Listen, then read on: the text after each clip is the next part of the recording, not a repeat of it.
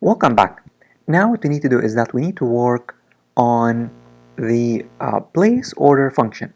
So what I'm going to do is that I'm going to open up the controller. I'm going to open up the cart controller. And in the cart controller, what we need to do is that we need to create this function. I'm going to say here, let me give myself some space first. And then what we want is that we need here to create a function. I'm going to say function. And this function is pretty long because it's gonna do a lot of things. But let me first give it a name. I'm gonna say place order.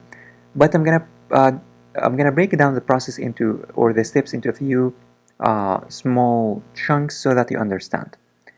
First, we need to pass the request. I'm gonna say request, and let's work on the first step. So the first step is that we need to make sure that the cart is not empty, as usual. We need to say if request request and then session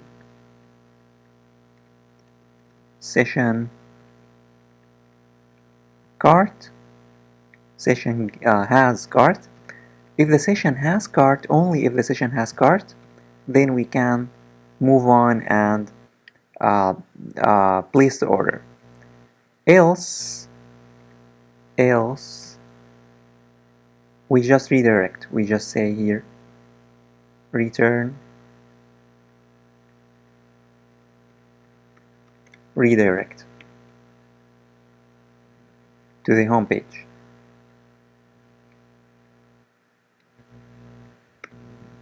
So the first step, in case we have a cart, the first step is that we need to get user data. And to get the user data, we need to know uh, which fields we have. So the fields that we have, remember, in the cart, in the checkout cart page, we have the name, email, phone, city, address. So we need to access these. So here I'm going to say name is equal to request and then input and then name.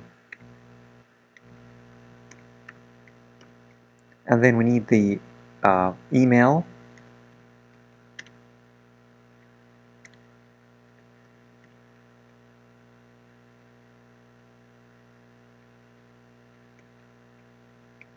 request input, email. We need to get the email as well.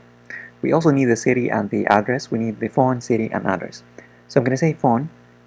The phone is equal to, again, request, and then input, and then phone. And we need the city, and we need the address. So I'm going to copy this, and then I'm going to paste it here 2 times. So we need the city here. City is equal to request input city. And lastly, we need the address.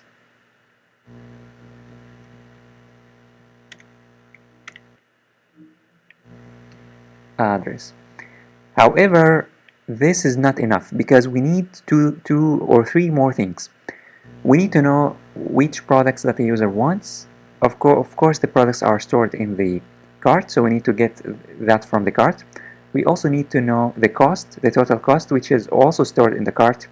And we also need the date in order to know when exactly has the user placed the order. So remember, if you open up the orders table, we need to insert the name, the email, the city, the address, the phone, and also the date and the status and the cost. So let's start by the cost.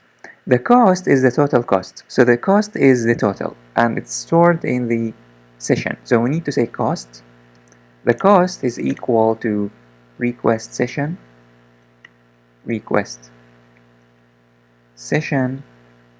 get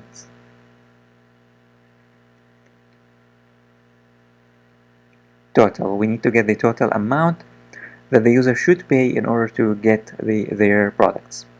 We also need the status. So what is the status? The status is going to tell us whether user paid or not. And initially when we place an order, the status will be not paid. So I'm going to say status is equal to not paid. Not paid. And then after user pays, I'm gonna change this. After user pays and we make sure that the user paid, we change this.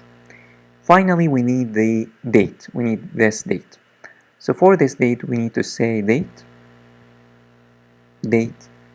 is equal to, and then I'm gonna be using PHP function, which is date, and then I'm gonna um, store three things. I'm gonna store the year, and then month, and then day, MD, YMD. And we need the products, and the products are stored in the cart. So we need to say cart is equal to request, and then session, and then get, and then cart. And we are done with this part, which is getting all the information that we want in order to create a new order.